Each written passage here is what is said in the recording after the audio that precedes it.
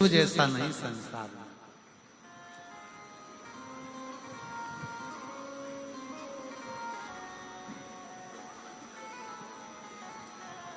ये कथा शिव महापुराण की जो तारा बाबा की कुटिया की जो कथा है, ये कथा केवल कथा नहीं है, केवल कथा नहीं। यहाँ तारकेश्वर महादेव के सम्मुख में बैठकर तारा बाबा जी के इस कुटिया में उनके घर में बैठकर शिव की कथा सुनना, सारे तीर्थ एक ही जगह पर, सारे तीर्थ। स्वयं मां शबरी अम्बा के सम्मुख में मेरे राघव जी, मेरे राम जी कहते हैं, प्रथम भगति संतन कर संगा और दूसरी रति मम कथा प्रसंगा।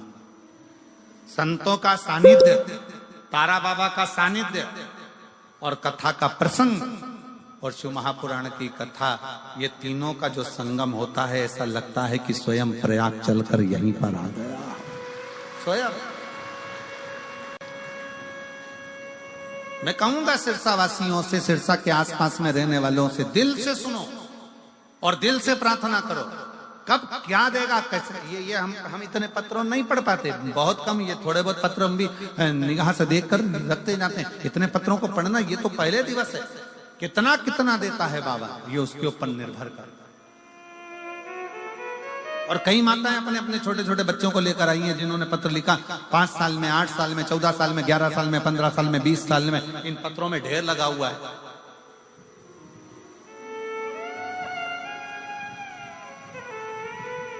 आने वाले समय में सरकार हमारे पीछे पड़ जाएगी। हम तो जनसंख्या नियंत्रण रोकने की कोशिश कर रहे हो, तुम बढ़ाने की कोशिश कर रहे हो।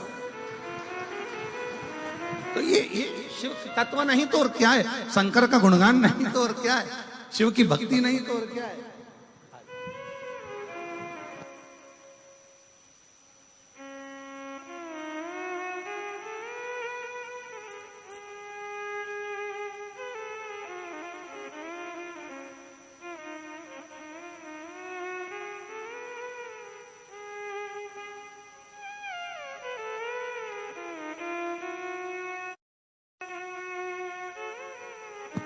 हम तो बाबा के भरोसे चलते हैं, हम तो बाबा के भरोसे चलते हैं। ये दुनिया वाले जलते हैं, ये दुनिया वाले जलते हैं, डमरू वाले के भरोसे चलते हैं, तारा बाबा के भरोसे चलते हैं। उसके समर्पित होकर, विश्वास रखकर, विश्वास।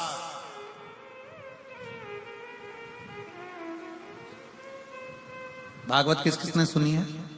श्रीमद् भागवत सुनी है आप लोगों ने? किन किन ने सुनी है? सबने सुनी। रखो रखो रखो।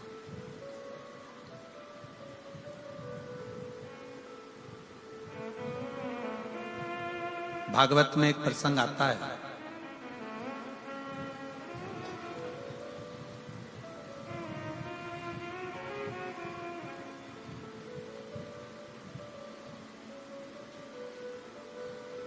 जिस समय पर मणि चोरी का इल्जाम भगवान कृष्ण पर लगा। बहुत भागवत हुई है यहाँ तो, तारा बाबा की कुटिया में तो भागवत बहुत हुई है, और आप लोगों ने सुना भी होगा, सुना होगा प्रसंग। मणि चोरी का इल्जाम भगवान कृष्ण पर लग गया। भगवान मणि ढूंढने के लिए गए, मणि ढूंढने के लिए गए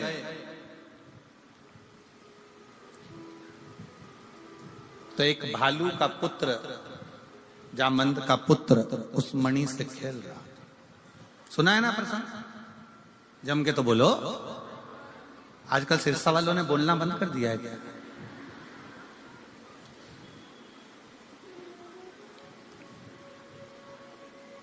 चोरी का इल्जाम भगवान पर लगा। मणि ढूंढने के लिए गए, मणि ढूंढ कर आए, और मणि ढूंढ कर जब गए, बालक खेल रहा था उसके साथ में, जामवंत के साथ भगवान का युद्ध हो गया। और युद्ध हुआ तो भगवान जामवंत ने भगवान द्वारकानाथ के सम्मुख में अपना हाथ जोड़कर प्रार्थना कर कर कहा, प्रभु मैं आपको पहचान गया और मेरा निवेदन स्वीकार करो, मेरी बेटी का विवाह मैं आपके साथ करना चाहता हूं। भगवान स्वयं चिंता में पड़ गए, चिंता में। भगवान ने पूछा कि तुम अपनी बेटी का विवाह मेरे साथ करना चाहते हो? हाँ। भगवान ने पूछा तुम कौन है, मालूम है तुमको? जामवंत कहते हैं हाँ मैं जामवंत। जामवंत का फोटो किस किसने देखा है? राम कथा में जामवंत को देखा है तुम लोगों ने? अरे जम के तो बोलो जरा। ठीक है, तुम्हारे जैसा था? नहीं, भालू जैसा था। देखा है कि नहीं देखा? जम के बोलो। बकरा बकरी का छोरा छोरी बकरा बकरी जैसी होता है, बंदर का छोरा छोरी बंदर जैसा ही होता है। बोलो, बोलते जाओ जरा, हाँ है कि नहीं? ऊंट का छोरा छोरी ऊंटना ऊंटनी जैसा ही होता है। बोलो सही है कि गलत है? भेड़ का छोरा छोरी भेड़ जैसा ही होता है। मछली का छोरा छोरी मछली जैसा। मगरमच्छ का छोरा छोरी मगरमच्छ जैसा। शेर का छोरा छोरी शेर जैसा। तो भालू का छोरा छोरी भालू जैसा। अब बताओ ईमानदारी से, भगवान कृष्ण को चिंता नहीं लगेगी कि इसने तो डायरेक्ट शादी का प्रस्ताव रख दिया कि मैं आपके साथ में मेरी बेटी का ब्याह करना चाहता हूं। भगवान चिंता में पड़ गए, ये ऐसा है तो छोरी कैसी हो?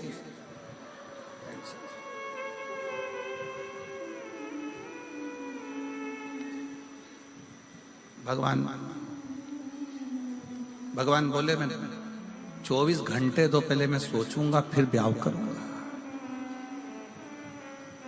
बस तो फिर मैं डायमंड भी नहीं दूंगा, वो जो हीरा था वो रख लो। ठीक है। भगवान बैठे शांत चुप नमन। भगवान ने कहा ठीक है मैं विवाह करने को तैयार हूं, पहले लड़की देखूंगा। ठीक है चलो। अब जो जामवंती को देखने के लिए भगवान गए, अब भालू की छोरी थी, कोई अपने जैसी तो होगी नहीं। बड़े बड़े चेहरे पर बाल, लंबा मुंह, हाथ पैर पे बाल, नख बड़े, भयंकर सा स्वरूप। भगवान ने मन में सोचा ये मेरे लिए थी, मेरे।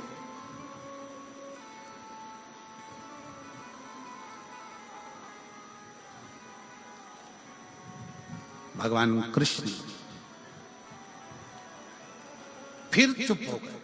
तो क्या बोलूं, विवाह के लिए हाँ भरूं कि ना भरूं? और ये भालू की बेटी से, जामवंत की बेटी से विवाह करूंगा, कहां की श्रेष्ठता? कहां की श्रेष्ठता? भगवान कृष्ण से रहा नहीं गया। तब भगवान कृष्ण मन में विचार कर कर जब मणि ढूंढने के लिए गए, एकांत में बैठ गए भगवान कृष्ण, और एकांत में बैठकर शंकर को विचारने लगे, शिव का स्मरण करने लगे। शंकर भगवान का जैसे स्मरण करने लगे कि मैं भालू की बेटी से विवाह कैसे कर लूं, जामवंत की बेटी से विवाह कैसे कर लूं, शिव का स्मरण कर रहे थे भगवान गौरी शंकर। स्वयं भगवान शिव लीला करते करते, नट लीला करते करते भगवान कृष्ण के सामने आकर खड़े हो गए। और भगवान कृष्ण ने ऐसी नट लीला करी कि द्वारकाधीश की बुद्धि में वो नट लीला बैठ गई। और भगवान द्वारकानाथ की नट लीला भगवान द्वारकाधीश की बुद्धि में बैठी। और भगवान कृष्ण ने तुरंत जाकर शिव के पास से होते हुए भगवान कृष्ण तुरंत जाकर कह दिए जामवंत से कि मैं शादी करने को तैयार, मैं विवाह करने को तैयार, पर मेरी एक शर्त है, मेरी वो शर्त को तुम स्वीकार करो। जामवंत ने पूछा कौन सी शर्त है? शर्त यह है कि लड़की अपना चेहरा जब तक मैं नहीं बोलूं तब तक ना दिखा, उसका पूरा शरीर ढका होना चाहिए, उसका एक अंश भी दिखना नहीं चाहिए। जामवंत ने अपनी बेटी जामवंती से कहा बेटा तेरा जो मन था, राम जी का दर्शन तूने किया था और तूने कहा था कि मैं राम जी से विवाह करना चाहती हूँ, तो राम जी ने कह दिया था मैं एक पत्नी व्रत का पालन कर रहा हूँ, इस समय नहीं करूंगा, पर अगला मेरा कृष्ण अवतार होगा तब मैं विवाह करूंगा। तो वो विवाह करने को तैयार हैं, पर उनकी एक शर्त है कि तू अपना चेहरा मत दिखाना, अपना शरीर मत दिखाना, पूरा कपड़े में ढक कर रखना। तो कहा ठीक है, मैं तैयार। जामवंती ने लॉन्ग लहंगा पहना, लंबा, पूरा शरीर ढका, सिर पे पूरा पल्लू ढककर, पूरा चेहरा ढककर और पूरा शरीर ढककर, पूरा शरीर ढककर जामवंती का मंगल विवाह भगवान कृष्ण के साथ हुआ। अब भगवान कृष्ण लेकर सीधे द्वारकापुरी में पहुंच गए और उन्होंने जो शंकर जी ने आज्ञा करी थी, जो शिव जी ने ज्ञान दिया था, वो आज भगवान कृष्ण निभा रहे हैं। जैसे ही द्वारकापुरी में पहुंचे और रुक्मणी जी को मालूम पड़ा, रुक्मणी जी को लगा कि भगवान कृष्ण आए, रुक्मणी जी आरती की थाली लेकर आई, भगवान की आरती उतारने के लिए जैसे ही पहुंची, पहुंचते से ही रुक्मणी जी ने क्या देखा कि इनके पास में कोई स्त्री है, और देखते से ही रुक्मणी जी ने थाली नीचे रखकर पूछा ये कौन है? भगवान बोले ये मेरी अर्धांगिनी है, मेरी पत्नी। तो रुक्मणी जी बोली मैं कौन हूं? भगवान बोले तू भी है, तू भी है। आपने विवाह करा? हाँ, दिखा तेरा। जामवंती जी चेहरा ना दिखा। रुक्मणी जी ने पूछा द्वारकानाथ से, प्रभु ये अपना चेहरा क्यों नहीं दिखा रही है? बोले तू तो उसके पांव की धूल नहीं लगे, वही तो ही सुंदर। प्रभु आप मेरा अपमान की बात नहीं है, सुंदर बहुत है। अब मैं देखती हूँ, रुक्मणी जी ने हाथ से उसके चेहरे को देखने के लिए उसका पल्लू हटाया, उसने जम के का पात्र उठाया, हाथ में जल लिया, मैं श्राप देती हूँ, सुंदर मैं हूं, बस तो उतनी सुंदर रह जा।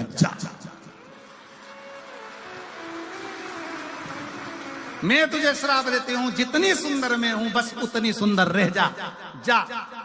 भगवान ने कोनी मार के कहा उठा दे पल्लू, अब उठा दे पल्लू।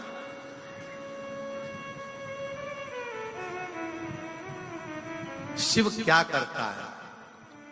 शिव ये करता है, शिव डायरेक्ट नहीं देता, थोड़ा घुमा फिरा कर देता है, पर देता बहुत अच्छा है, देता बहुत। और जामवंती का चेहरा रुक्मणी जैसा हो गया, सुंदर हो गई, जामवंती बड़ी सुंदर दिखी। और जो जामवंती ने अपना चेहरा दर्पण में देखा तो सबसे पहले द्वारकानाथ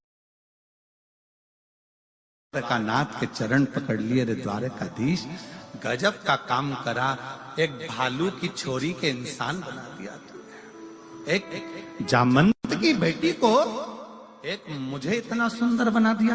द्वारकानाथ कहते हैं जामवंती ये मैंने नहीं करा, मैं तो तुम्हारा जब विवाह का प्रस्ताव आया तो सोच में पड़ गया कि एक भालू की बेटी से, जामवंती से कैसे शादी करूं।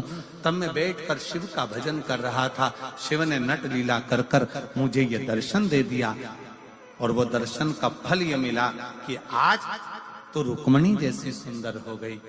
तब जामवंती ने कहा अब मैं किसी से भी कहूंगी, कोई भी चीज मांगूंगी तो किसी दूसरे से नहीं, देवाधिदेव महादेव से मांगूंगी।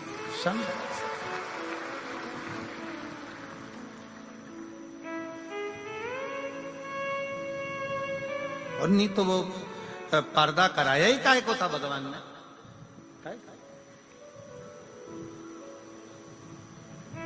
वही रहता, पर्दे में रहने दो,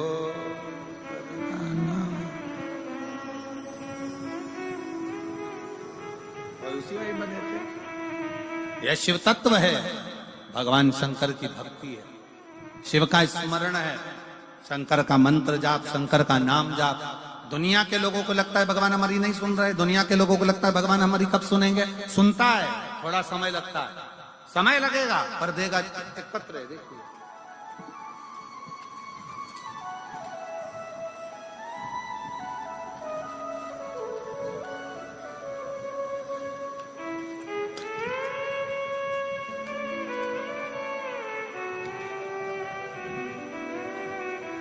तो इतनी सारी थाली थाली दे दी तुम लोगों ने, पत्र लाओ पर निवेदन है, थाली मत लाओ।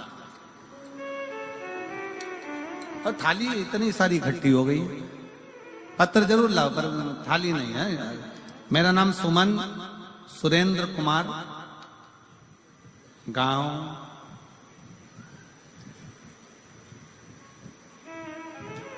अब तुम पढ़ के बता दो दादा, हम पढ़े तो गड़बड़ हो जाए। बिश्नोई जंदबाला बिश्नोई पाला पान। तुम पढ़ लिए ना? अरे बोलो तो जम के, पढ़ लिए? तुम समझ गए? बस जाने दो, ताकि तुम्हें समझना जरूरी है, ठीक है? अपन एक ही चीज पढ़ लो बस बहुत है। जिला सिरसा, मोबाइल नंबर ये। गुरुदेव भोले बाबा की महिमा का मैं क्या गुणगान। कहीं बैठी हैं क्या? हाथ उठाइए। अच्छा वहीं बैठे, ठीक है। आ जाओ बच्चे को लेके, आ जाओ आ जाओ। गुरुदेव बाबा का मैं क्या गुणगान करूं, मेरे पास शब्द नहीं है। मेरी शादी को 8 वर्ष निकल गए थे, संतान का सुख नहीं था गुरुदेव। डॉक्टरों के हिसाब से मैं मां नहीं बन सकती थी। फिर डॉक्टरों ने एक बार जांच करी और उसमें कहा IVF करवाई। हमने IVF करवाया पर उसका भी कोई रिजल्ट नहीं आया। आखिरी में डॉक्टर ने कह दिया कि